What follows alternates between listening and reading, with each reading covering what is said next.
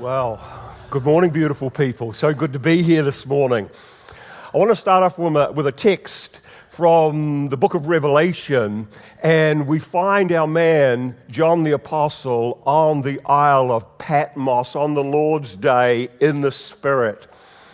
And when he's there, a voice speaks to him, and he turns to see the voice that speaks to him, and this is who he meets. It says in these verses, I saw one like unto the Son of Man, clothed with a garment down to the foot and girt about the chest with a golden band, and his head and his hair were white like wool, as white as snow, and his eyes were as a flame of fire. His feet were like unto fine brass, as if it burned in a furnace, and his voice was as the sound of a multitude. And in his right hand he had 7 stars, and out of his mouth came a sharp two-edged sword, and his countenance was like the sun shining in all its strength.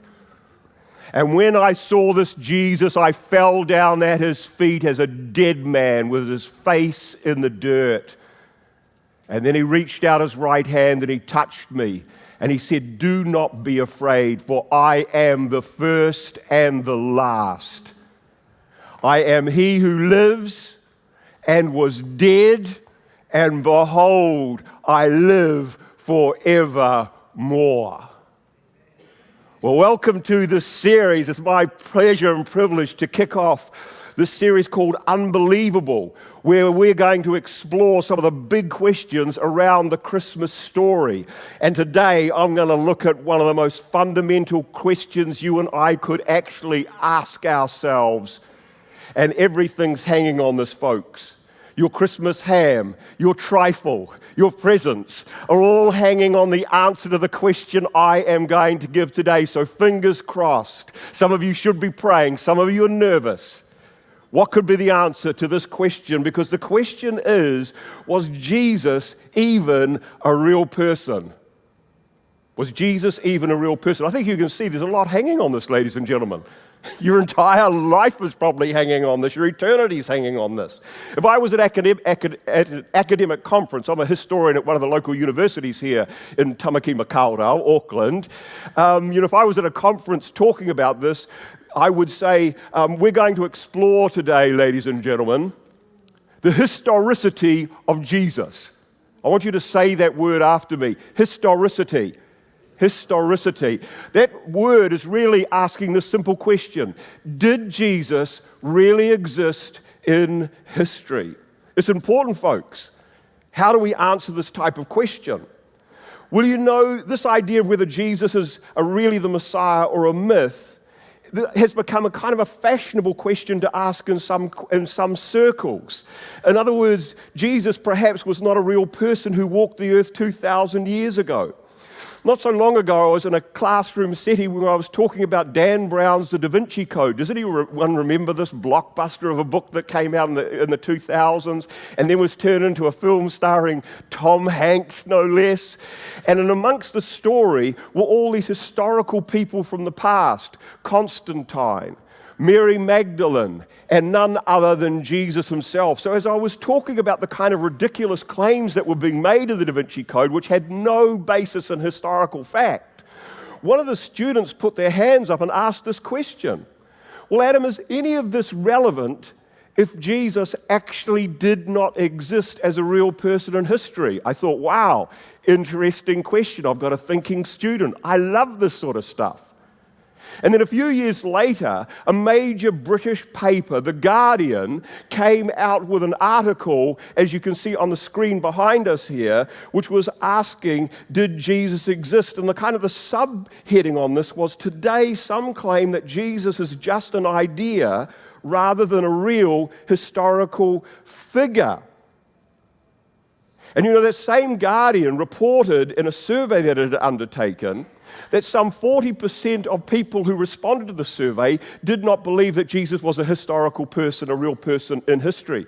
So today's kind of an apologetic message I'm giving today, is a defense for the existence of Jesus in history. Now, you should not be worried. Well, you could be worried because it displays a kind of astounding amount of ignorance or lack of knowledge to respond to this kind of question by saying Jesus didn't exist.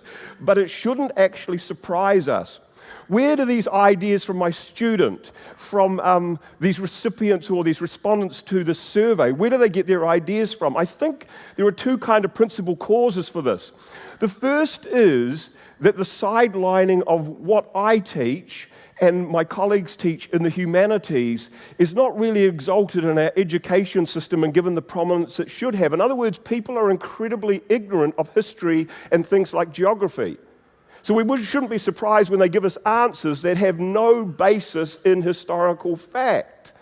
For example, another survey that was undertaken in the United Kingdom, they did a kind of geography survey, and they found that over half the people who responded to the survey thought that Mount Everest was the tallest mountain in the United Kingdom.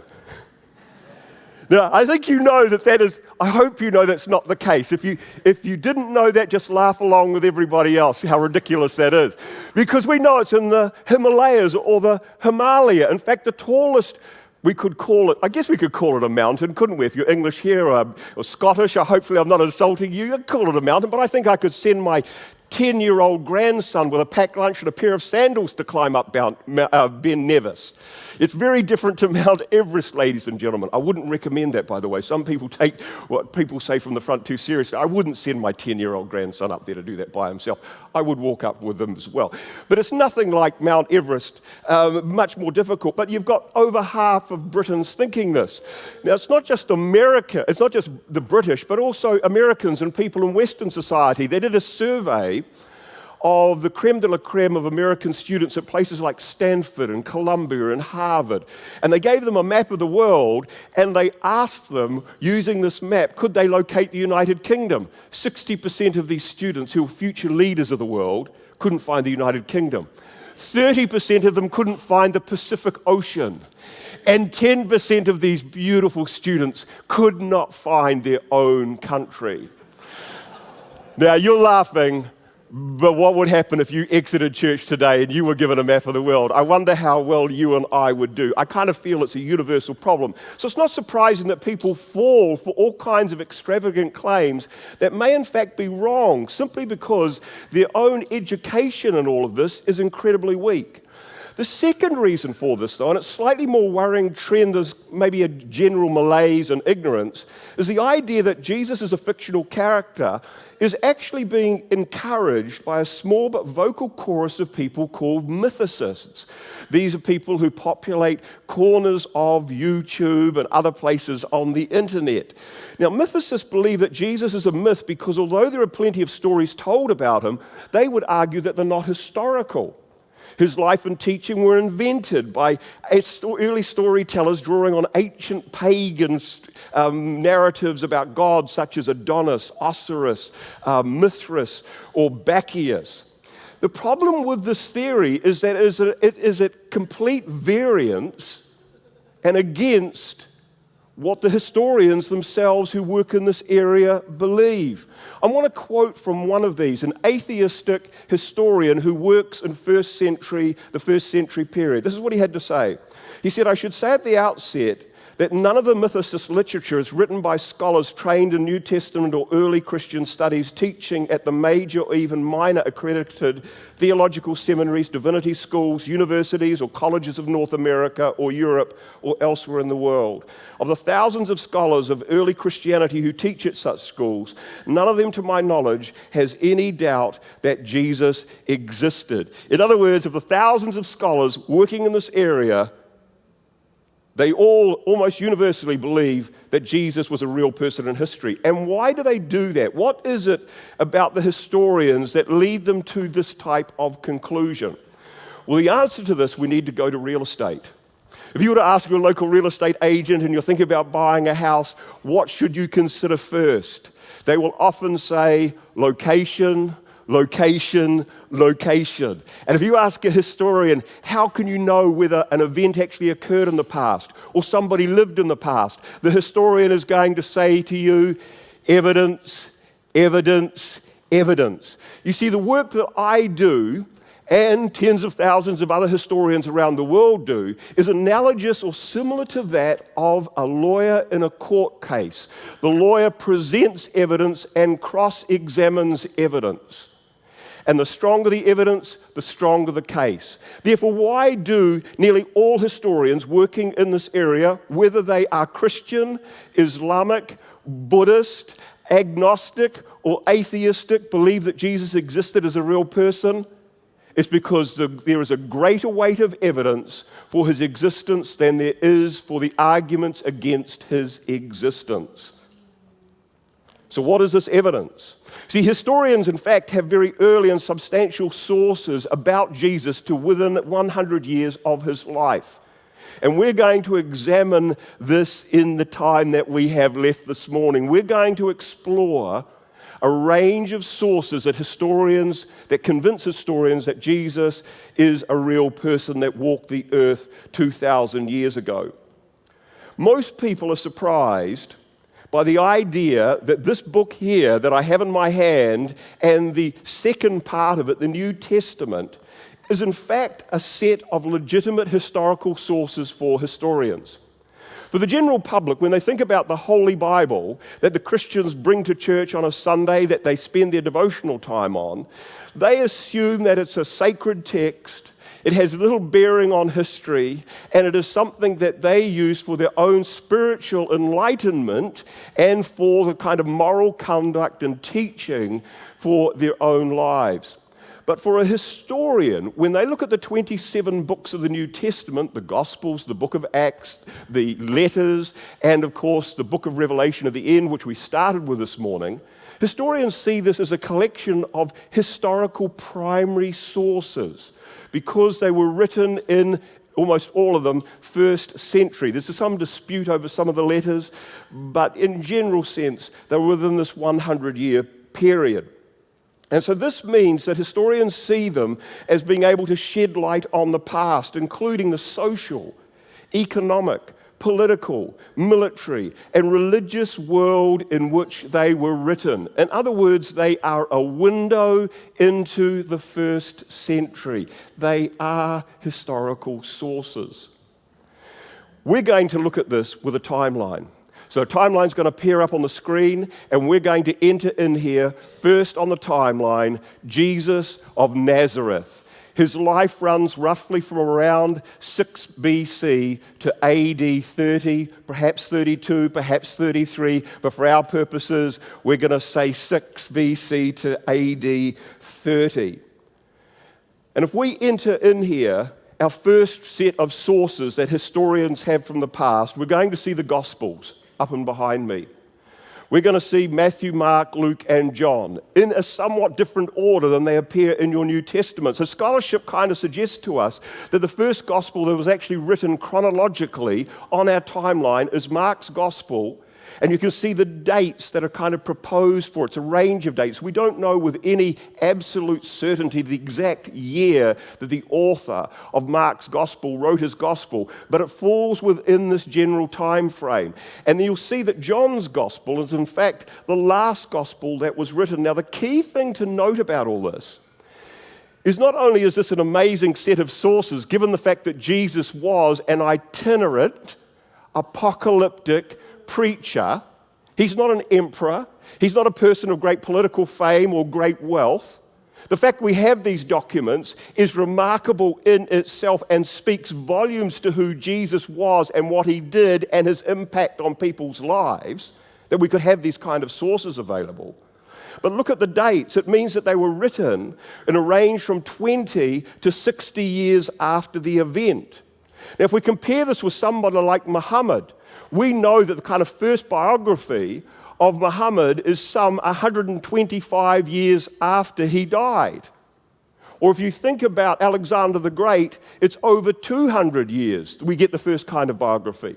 So these Gospels are incredibly close, and this is significant to me as a historian. Why? Because one of the best sources you can have when you're writing a biography, ladies and gentlemen, are eyewitnesses you can interview, or you yourself could be an eyewitness and write one of these Gospels. So this means that many historians believe that Mark's Gospel, the earliest Gospel, is written by the companion of Peter on many of his adventures as recorded in the book of Acts. And in fact, that Mark's Gospel is based on the testimony, and we could say the interviews of Mark with Peter. And if you think about John's Gospel, what's that based on? The Apostle John himself. And you're thinking, Adam, but it's right at the end of the century. Could he still be alive? Well, John, when he was at the Last Supper and he leans against Jesus, most people believe he's a teenager. This is the kind of scholarly consensus. So say he's about 15 years of age. This means by the time we get to the end of the first century, he's only 75. And you're saying, can people live that long in the first century? Yes, they can. We have plenty of examples of people living to their 60s, 70s, and 80s. So yes, it's entirely conceivable and possible that John was very long-lived, and he wrote his gospel based on his own eyewitness experience of Jesus. And of course, in Luke's gospel, right at the beginning, Luke says that he's basing this gospel on what? Eyewitness accounts. So we have these early sources. The next thing we want to enter onto our timeline, if you brought yourself a piece of paper and a pen or a pencil, and you've got that moleskin notebook with you, if you're particularly trendy, ladies and gentlemen, you might be drawing this on here. It's extremely helpful. But we add into our timeline, before the Gospels are the Pauline epistles, these letters written by Paul.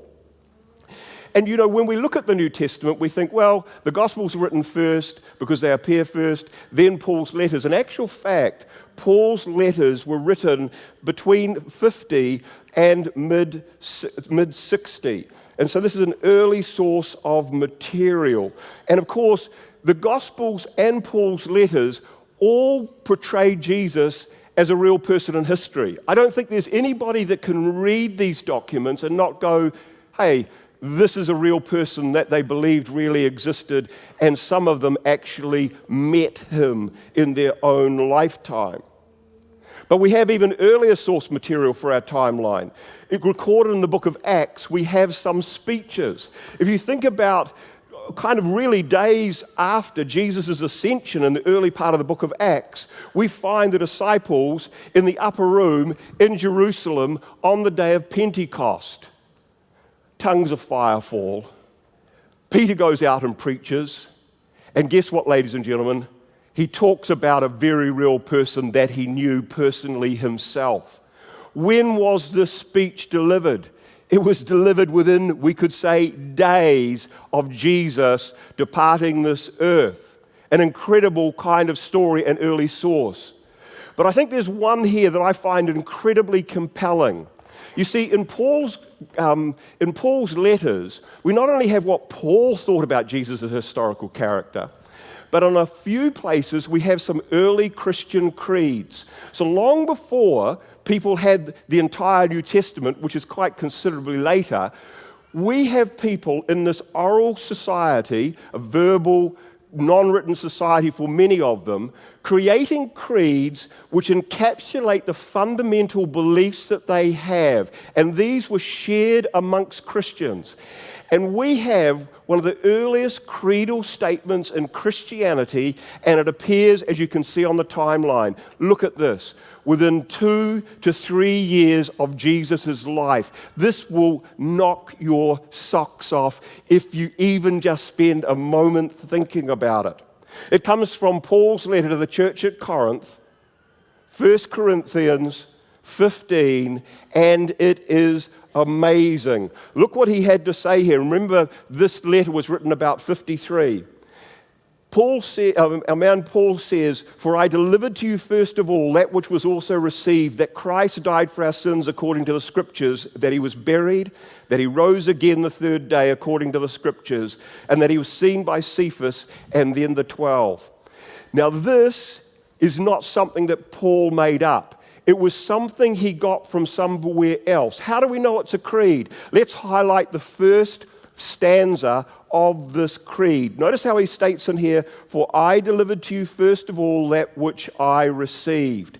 He got this saying from somebody else much earlier.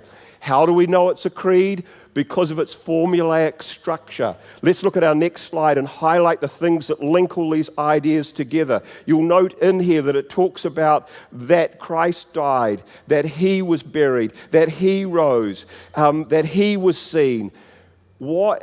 And this is a key sign that it's a creed, because creeds are designed for easy memorization, which means they repeat certain phrases upon which everything else hangs. And so you could easily memorize this and share it with other people. The most astounding thing about all this is that scholars almost universally agree that it was written within a couple of years of Jesus' death and resurrection. Way too close for any myth-making to be possible. Can you see that? Clearly this is a creed about a real person, a person who died, a person who was buried and then arose the third day. All of this is all nice historical material. So we've just touched on the kind of 27 historical documents found in the New Testament that you bring to church with you every Sunday, whether in hard copy or in digital form. But there is more. Sounds like one of those infomercials, doesn't it? Free set of steak knives if you phone in now. There is more, ladies and gentlemen. You know, in the first century, there were other Christians who were alive who were also writing, and their writings did not make it into the New Testament. I want to put in our timeline here as we move away from the New Testament works. We're going to look at Clement of Rome. You say, Adam, is that Clement?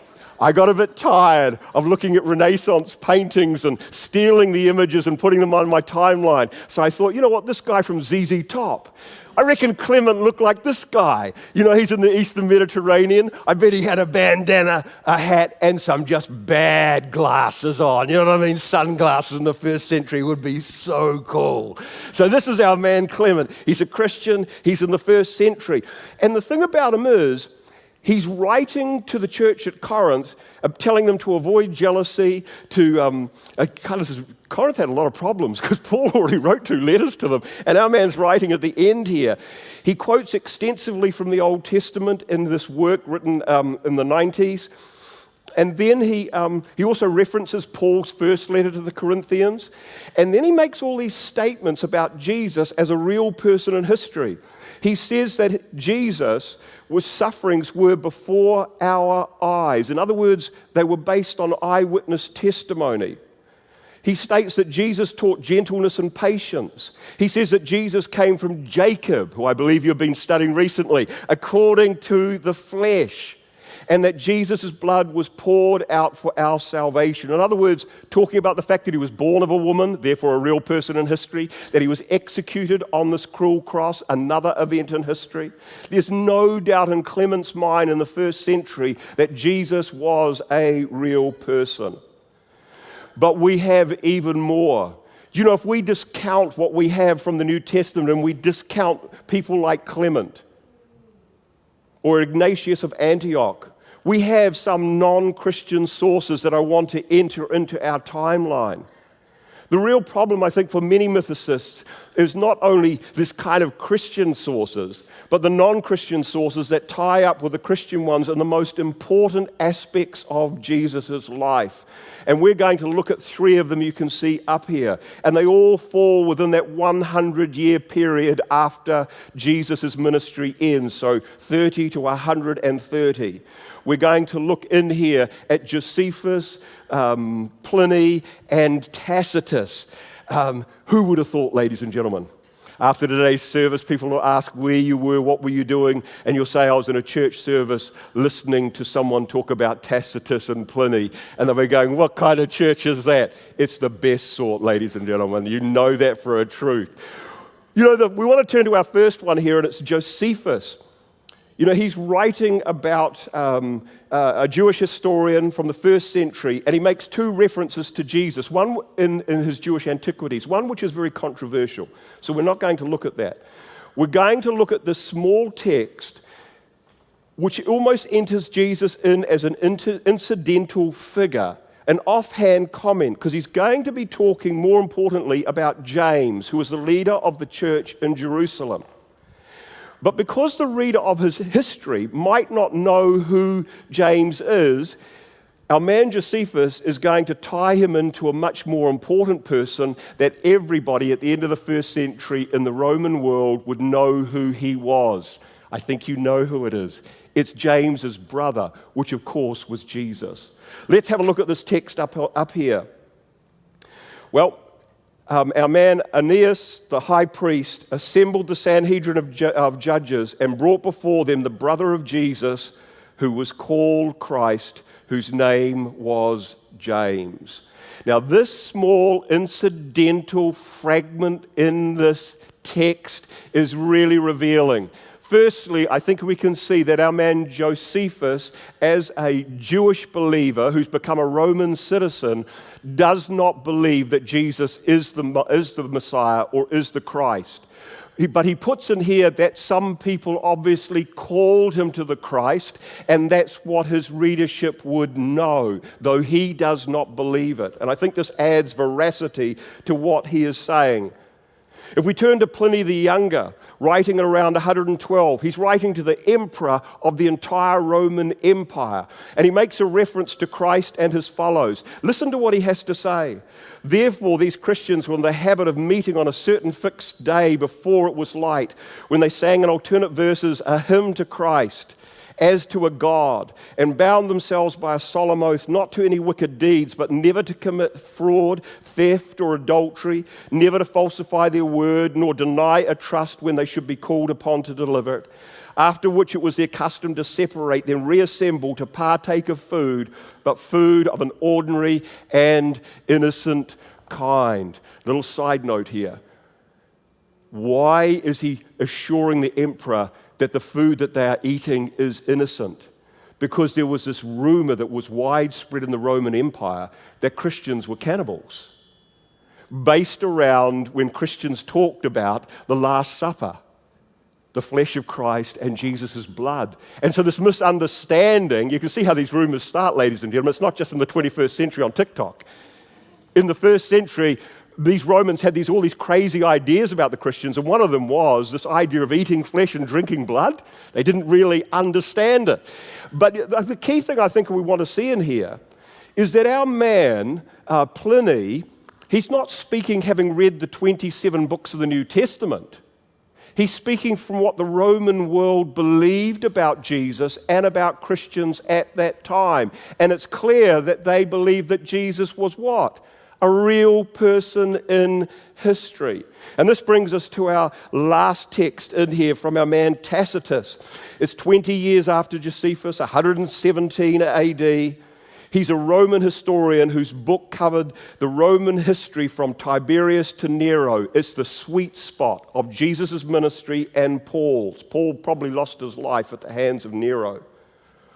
And our man Tacitus, in his history, gets up to the Great Fire of Rome. I don't know if you know this, but in 64, a good portion of Rome was burnt down because our man Nero wanted, ladies and gentlemen, to build more Ryman retirement villages and a new Westfield Mall in Rome.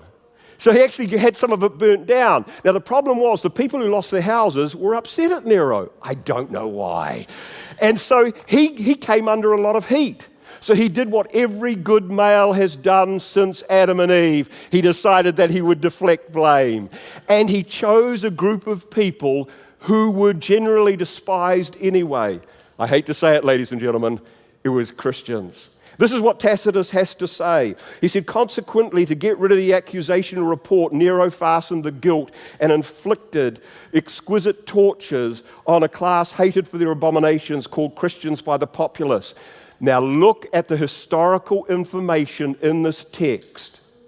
Christus, from whom the name had its origins, suffered the extreme penalty during the reign of Tiberius at the hands of one of our procreators, Pontius Pilate, and a most mischievous superstition, thus checked for a moment, again broke out not only in Judea, the first source of the evil, but even in Rome, where all things hideous and shameful from every part find their center and become popular. Sounds like they're talking about Hamilton, ladies and gentlemen.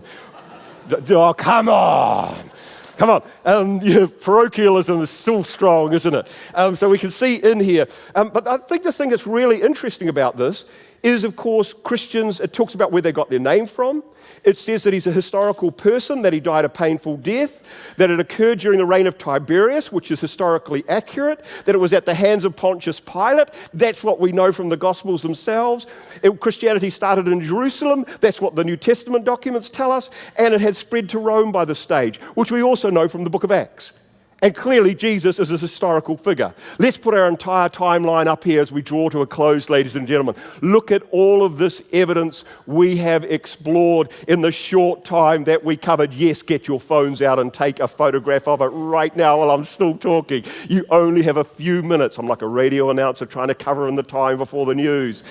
Well, you can see in here, it's pretty incredible that all of these sources, without fail, ladies and gentlemen, from our 100 years after the life and ministry of Jesus, what do they say?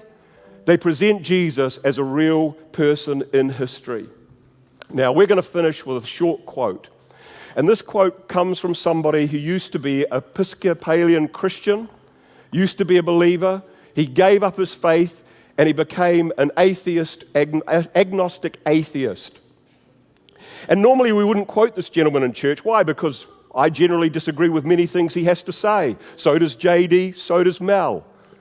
But he's a historian of the first century.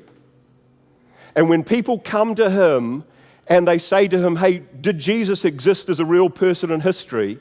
This is what this atheistic, agnostic scholar has to say on the subject. And this is what he says.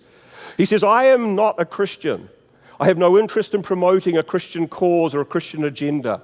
But as an historian, I think evidence matters and the past matters. And for anyone to whom both evidence and the past matter, a dispassionate consideration of the case makes it quite plain. Jesus did exist. And what does that mean for you and I, ladies and gentlemen? Christmas is back on the menus, boys and girls. Good news. You know, the thing about all of this is that if Jesus was to appear to us today as he appeared to John on the Isle of Patmos at the end of the first century, perhaps he would tell us again that he was the first and the last. I am he that lives and was dead, and behold, I live forevermore. Jesus is not just a person in history. He certainly is. But he is, ladies and gentlemen, boys and girls, he is the Son of the living God. And he is worthy of our worship and our adoration this morning. And everybody said, amen.